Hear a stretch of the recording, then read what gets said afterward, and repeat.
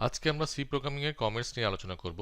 Comments কি, কিভাবে আমাদের প্রোগ্রামে আমরা কমেন্টস লিখতে পারি, কেন আমরা কোডে কমেন্টস লিখব এবং কমেন্টস লেখার বেস্ট প্র্যাকটিসগুলো কি, তা আমরা আজকের ভিডিওতে দেখব।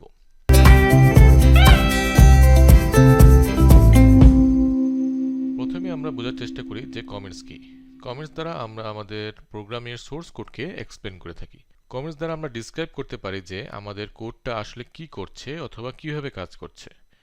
এই কমেন্টসগুলো আমাদের প্রোগ্রাম এক্সিকিউশনে কিন্তু কোনো এফেক্ট ফেলে না, কারণ কম্পাইলার কি করে এই কমেন্টসগুলোকে কম্পাইল করার সময় এগুলোকে ইগনোর করে থাকে।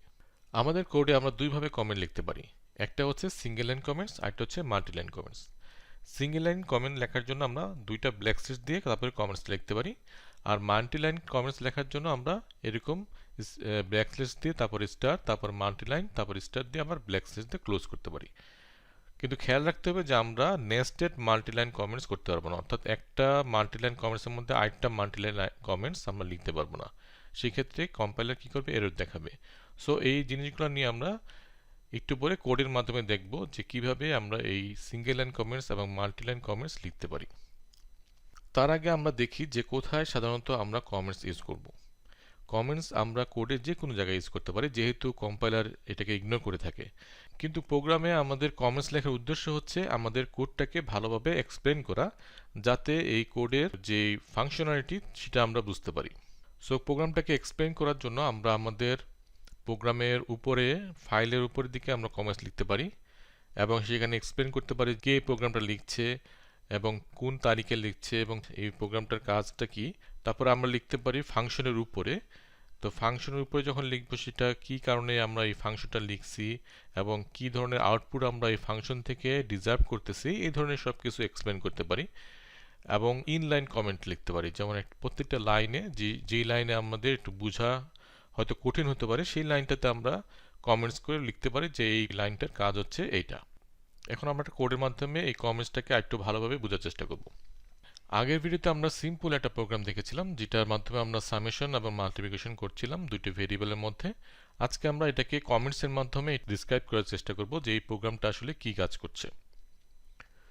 সো ফার্স্টে আমরা ফাইলের কমেন্টস লিখতে পারি। ফাইলের কমেন্টস কিভাবে লিখব, ফাইলের উপরে আমরা মাল্টিলাইন কমেন্টস এখানে ইউজ করব। সো আমরা এটাকে ক্লোজ করে দিলাম এবং মাল্টিলাইন কমেন্টস এখানে লিখতেছি। সো এখানে আমরা ফার্স্টে কি করব, অথর কি আমাদের, আমি খালেদ। সাপোজ এখানে টেক ডে পয়েন্ট লিখলাম। তারপরে এটা ডেসক্রিপশনে আমরা লিখব যে এই কোডটার কাজটা কি। Calculate summation and multiplication of two integers. Okay, তাহলে আমরা বুঝতে পারতেছি যে এই প্রোগ্রামটার কাজ হচ্ছে সামেশন করা এবং মাল্টিপ্লিকেশন করা দুইটা ইন্টিজারের মধ্যে। এবং আমরা কোন ডেটে এটা লিখছি, সাপোজ এটা ছিল, যাই হোক আজকের ডেটটা আমি আজকে 13/2/2022। ওকে, এবং হচ্ছে লাস্ট আপডেট আমরা লিখতে পারি ট্র্যাক করার জন্য। যদি আমরা কোনো কারণে আবার অনেকদিন পরে এই প্রোগ্রামটাকে আপডেট করি, তাহলে আমরা এখানে আপডেটটা চেঞ্জ করতে পারবো, ট্র্যাক করতে পারবো যে আমরা কবে এটা আপডেট করেছিলাম। সো এটা আমরা লিখতে পারি এখানে। এরকম করে আমরা বিভিন্ন জিনিস লিখতে পারি, বিভিন্ন যেটা আমাদেরকে হেল্প করবে ইন ফিউচারে। যদি আমরা এই কোডটাকে বুঝতে চাই, তাহলে আমাদেরকে এই কমেন্টসটা হেল্প করতে পারে যে এই কমেন্টসটা আমরা এইভাবে লিখেছিলাম এবং কে লিখেছিল, কবে লিখেছিল এবং কবে এটা আপডেট করা হয়েছে। যদি কোনো বাগ ফিক্স করে থাকে সেটাও আমরা এখানে লিখতে পারি। সো এটা হচ্ছে মাল্টিলাইন কমেন্টসের একটা এক্সাম্পল। সো এটা হচ্ছে ফাইলের উপরের দিকে আমরা লিখবো যে এই ফাইলে এই প্রোগ্রামটার কি কাজ। এখন আমরা সেকেন্ড এক্সাম্পল যেতে পারি, যে আমরা ইনলাইন কমেন্টসে যেতে পারি। আমরা চাইলে একটা লাইন দিয়ে এভাবে লিখতে পারি অথবা এইভাবেও লিখতে পারি। তো এটাও দেওয়া যায়, ওটাও দেওয়া যায়। সো আমরা এটা ইউজ করতে চাইলে এটা করতে পারি। যেমন আমি এখানে লিখলাম ডিক্লেয়ার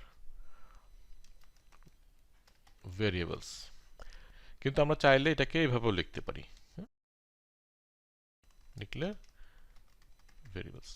সো এটাও লেখা যেতে পারে। তারপর হচ্ছে আমি এখানে একটা কমেন্টস দিলাম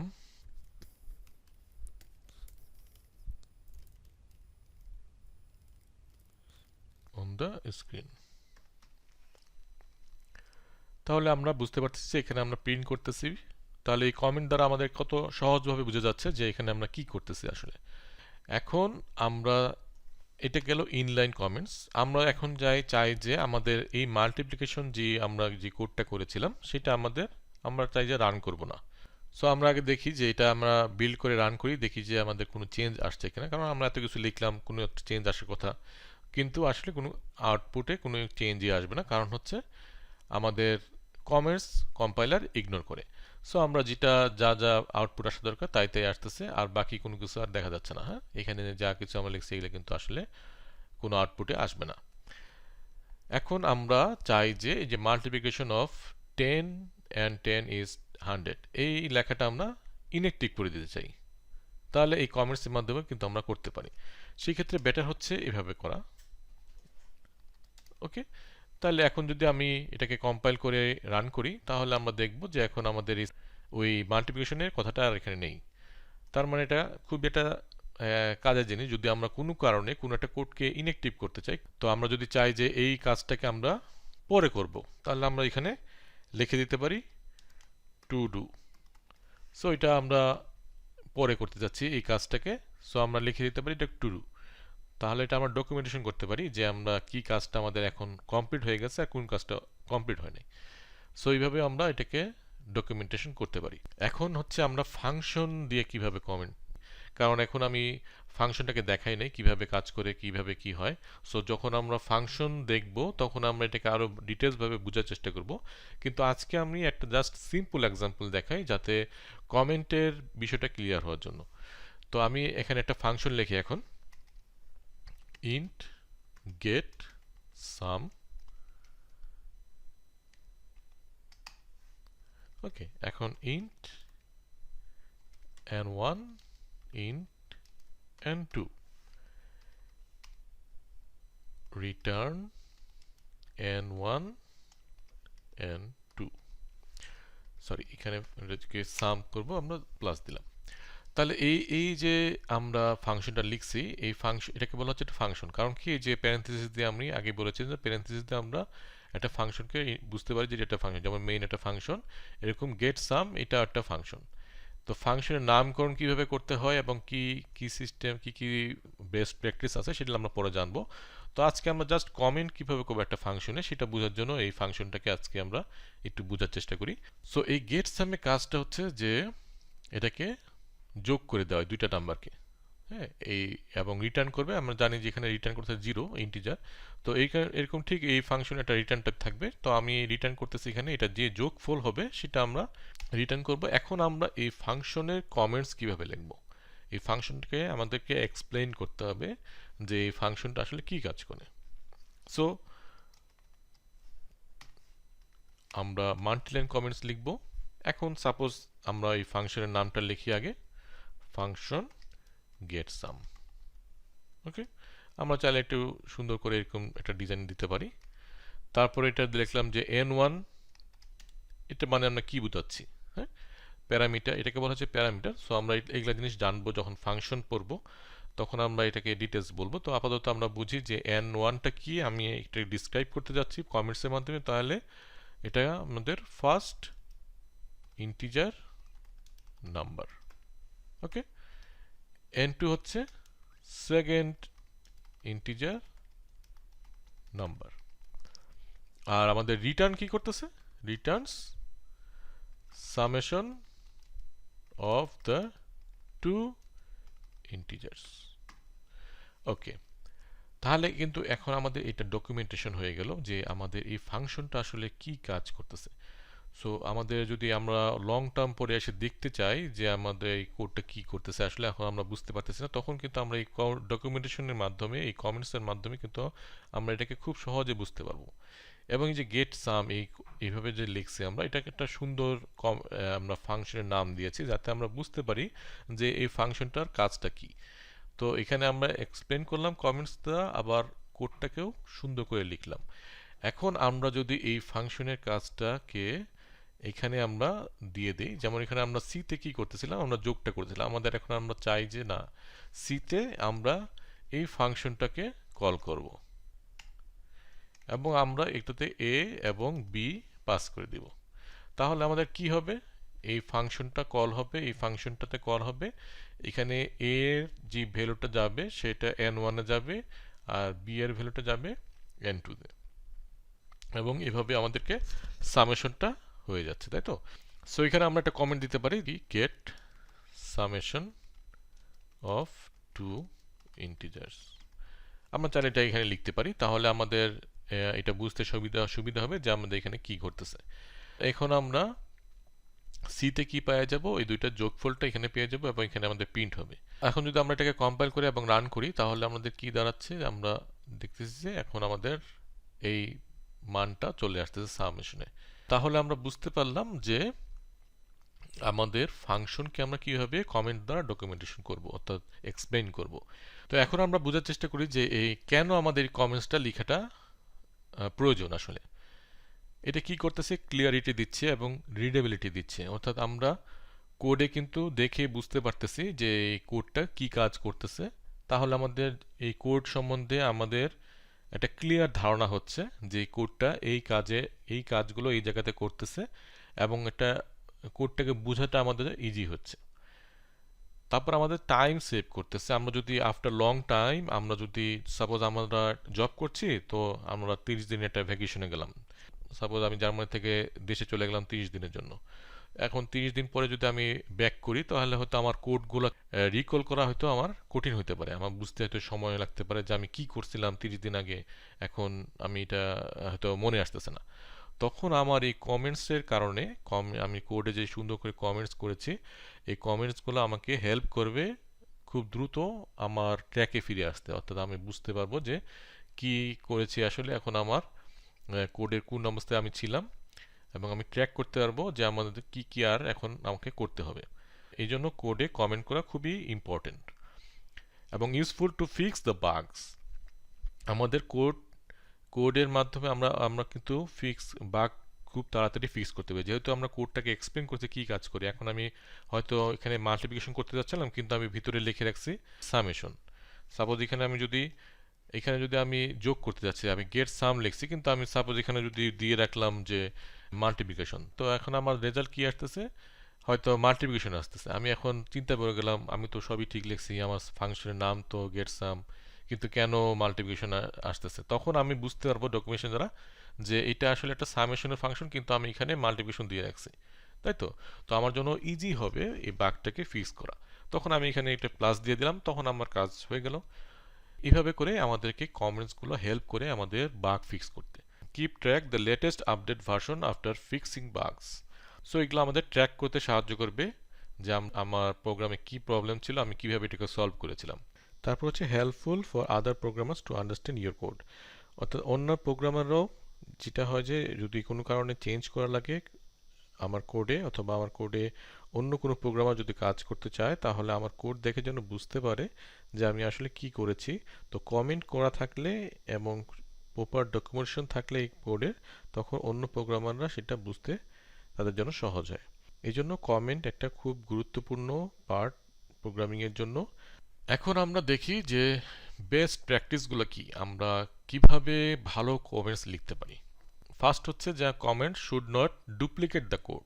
এটা মানে কি, আমি যদি এখন এখানে লিখি, আমি এখানে একটা কমেন্ট লিখতে যাচ্ছি যে a sets the value 10, b sets the value 10। So এই কথাগুলো কোনো মানে নেই আসলে, তাই তো? এই কথা লেখার কোনো দরকার নেই, আমরা দেখতেই পাচ্ছি যে এ তে আমরা 10 রাখছি, তাই তো? বি তে আমরা 10 রাখছি। সো এটা আবার আমাকে লিখে পুরা ডিটেলস লেখার কোনো মানে নাই। এই ধরনের কমেন্টস আমরা ইগনোর করবো, এই ধরনের কমেন্টসগুলো আমরা কখনো আমাদের কোডে লিখবো না। সেকেন্ড হচ্ছে don't comment bad code, rewrite it. এখন যদি আমরা এটাকে কমেন্ট করে বলতে চাই যে এ হচ্ছে একটা নাম্বার, বি হচ্ছে একটা নাম্বার, সি হচ্ছে তাদের সামেশন, সো এটা আমরা না লিখে আমরা এইভাবে লিখতে পারি, সিটা আমরা লিখতে পারি সাম, হ্যাঁ, টোটাল সাম বা টোটাল লিখতে পারি। আর এটাকে আমরা এইভাবে লিখতে পারি যে নাম্বার 1, নাম্বার 2, এবং এখানে আমরা পাস করে দিতে পারি নাম্বার 1, নাম্বার 2, এখানে আমরা এটাকে সাম লিখি তাহলে বেটার হয়, এখানে টোটাল না লিখে সাম লিখি। এভাবে করে আমরা এটাকে একটু গুড কোড করে দিতে পারি, যাতে আমাকে বোঝা না লাগে, বলতে না হয় যে এ মানে কি, বি মানে কি এবং সি মানে কি। সো এখানে আমরা যদি এখানে সব কিছু চেঞ্জ করে দেই তাহলে আমাদের কোডটা একটু রিডেবল হয়ে গেল, আমাদের বোঝাটা সহজ হবে যে এটার মানে এটা এবং সি মানে কি এটা আমরা জানি না, কিন্তু সাম মানে আমরা জানি এটা সামেশন কি বোঝাচ্ছি আমরা। সো এরকম ভাবে আমরা কোডটাকে রিরাইট করে কোডটা যাতে আমাকে বারবার প্রত্যেকটা জিনিসের কমেন্ট করে বোঝাতে না হয়। সো এইভাবে আমরা যেন ভেরিয়েবলের নাম দিই, তো ভেরিয়েবল কিভাবে নাম দিতে হয়, কিভাবে আমরা ডিক্লেয়ার করব, সব কিছু আমরা দেখব অন্য একটি ভিডিওতে। সো আজকে আমরা এটুকু বুঝলাম যে কমেন্ট করার জন্য আমাদের প্রত্যেকটা জিনিসে কমেন্ট করতে হবে এমন না, আমাদেরকে একটু সুন্দরভাবে কোড করলেও কিন্তু আমাদের ডকুমেন্টেশন হয়ে যায়। যেমন এখানে গেট সাম আমরা লিখেছি, তার মানে এটা কি, আমরা একটা সামেশন পাচ্ছি। হ্যাঁ, আমরা কোনো একটা সামেশন রিটার্ন করতেছি, এই ফাংশনটা বোঝা যাচ্ছে, খুব সুন্দরভাবে নামটা দেওয়া হয়েছে দেখে বোঝা যাচ্ছে যে এটা সামেশন পাচ্ছি আমরা এখান থেকে। সো এইভাবে আমরা কোডটাকে রিরাইট করব যদি কোনো জায়গাতে এমন হয় যে বোঝা মানে কঠিন হয়ে যেতে পারে, এই ক্ষেত্রে আমরা রিরাইট করব কোডটাকে। তারপরে don't write confused comment that hard to understand letter. তো এমন কোনো কমেন্টস আমরা লিখবো না যেটা বুঝতে অনেক কঠিন হয়ে যায়। হ্যাঁ, আমাদের এমনভাবে লিখলাম যে কমেন্টস ওটা আসলে বোঝা যাচ্ছে না যে কি আসলে লিখতেছি, এবং কি কনফিউজড একটা বিষয় লিখে রাখলাম, কিন্তু এটা আমার পরে আমি নিজেই দেখতে যাই হয়তো বুঝতে পারতেছি না যে এখানে কি লিখছিলাম। সো এই জাতীয় কমেন্টস আমরা লিখবো না। তারপরে add comments when fixing bugs, যখন আমরা কোনো একটা বাগ ফিক্স করব তখন আমরা কমেন্টের দ্বারা এটা লিখে রাখতে পারি, যাতে আমাদের এটা হেল্প করে পরবর্তীতে, যাতে আমরা যদি কোনো কারণে এটা কিভাবে ফিক্স করছিলাম হয়তো অন্য জায়গাতে অন্য কোনো ফাংশন আমাকে হয়তো এটা হেল্প করতে পারে। সো এই জন্য আমরা চেষ্টা করব যদি এটা ইম্পর্ট্যান্ট হয় তাহলে আমাদের ফিক্সিং যে বাগসটা আমরা করেছি সেটাকে আমরা কমেন্ট দিয়ে লিখে রাখতে পারি। তারপরে include external reference links that will be helpful, যেমন আমরা যদি কোনো স্ট্যাক ওভারফ্লো থেকে অথবা কোনো ব্লক থেকে কোনো একটা হেল্প পাইছি যেটা আমাদের হয়তো আমাদের প্রোগ্রামিংয়ে অনেক কমপ্লেক্স ছিল, যেটা আমি সলভ করতে পারছি হয়তো প্রোগ্রাম দ্বারা, সো ওই ওই ব্লকটা দ্বারা বা ওই ওই কোনো একটা রিসোর্স থেকে আমি একটা হেল্প পেয়েছি, সেই এক্সটার্নাল লিঙ্কটা আমরা রেখে দিতে পারি। যদি কোনো কারণে আমাদের আবার প্রয়োজন পড়ে তারা যেন আমরা ওই লিঙ্কটা থেকে দেখে নিতে পারি যে কিভাবে আমরা আসলে এই কাজটা করেছিলাম, কিভাবে হয়েছে। এটা সাধারণত হয় যে অনেক বড় কমপ্লেক্স টাইপের প্রোগ্রাম যদি হয় তখন আমরা এই কাজগুলো আমাদের লাগতে পারে। তো তখন এক্সটার্নাল রেফারেন্স যদি আমরা রেফারেন্সের লিঙ্ক যদি আমরা রেখে দিই তখন আমাদের এটা হয়তো বুঝতে সহজ হতে পারে। তারপরে যদি আমরা কোনো একটা অরিজিনাল সোর্স থেকে জাস্ট কপি করে ফেলি একটা কোড, তাহলে আমরা সেই লিঙ্কটা রাখতে পারি, তাহলে আমরা বুঝতে পারবো যে কোথা থেকে এই কোডটা কপি করা হয়েছে। তখন যদি অন্য প্রোগ্রামার এটার হেল্প নিতে চায় সো সেজন্য এটা থেকে হেল্পটা নিতে পারে। তারপরে use comment to mark incomplete implementation, যেমন আমি টু ডু দিয়ে একটা লিখেছিলাম যে মাল্টিপ্লাই আমরা করতে যাচ্ছি, কিন্তু আমি এটা এখন করব না, আরেকদিন করব। সো আমি লিখে এটাকে মার্ক করে রাখতে পারি যে টু ডু, অর্থাৎ আমরা এটা পরবর্তীতে করব, এবং এটাকে আমরা এভাবে মার্ক করে রাখলে আমাদের ট্র্যাক করতে সুবিধা হবে যে কোন কাজটা এখন আমার ইনকমপ্লিট থেকে গেছে, সেটা আমি তখন সাথে সাথে করে ফেললাম। সো এইভাবে করে আমরা কমেন্টসের মাধ্যমে একটা সুন্দর কোড আমাদের প্রোগ্রামিংয়ে লিখতে পারি। সো এটা ছিল আজকের ভিডিও। সো কমেন্টস কিভাবে করে সেটা সম্বন্ধে আজকে আমরা ডিটেলস জানলাম। কারো যদি কোনো কোশ্চেন থাকে তাহলে অবশ্যই কমেন্টসে লিখেন, আর চ্যানেলটি সাবস্ক্রাইব করতে ভুলবেন না। আজকের জন্য আল্লাহ হাফেজ।